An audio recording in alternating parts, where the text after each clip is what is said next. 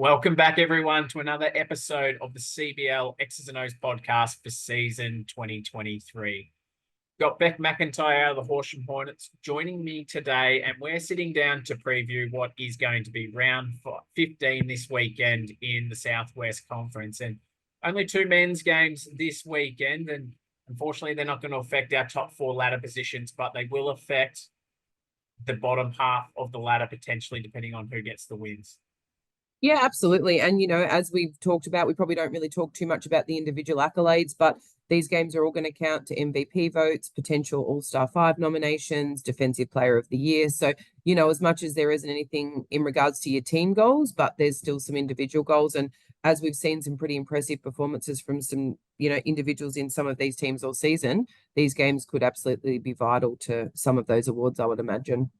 Certainly will be. And on Saturday, Ararat host Hamilton in what is it's a battle of two teams down the bottom of the ladder, but it's Hamilton's opportunity to potentially get that second win for the season. And really, it's going to finalize their first season back in the competition, which has been, to me, a successful successful season for Hamilton in the competition.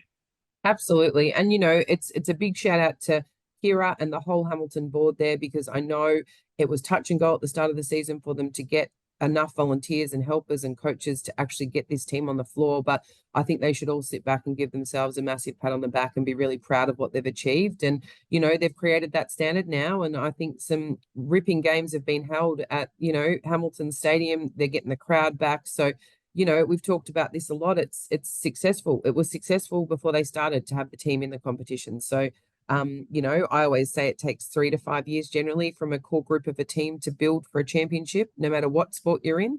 If you're lucky enough, you can pull it off in 3 if you keep the group together. If not, generally it's a big process. So this is year 1 of their plan to push and to keep everyone together and see where they're going to go. So look, I think it'll be a really good game to watch. Ararat and Hamilton are both really evenly matched, and it's if anything, it's pride. It's finish the season on a high for Hamilton. So be looking forward to seeing who wins that.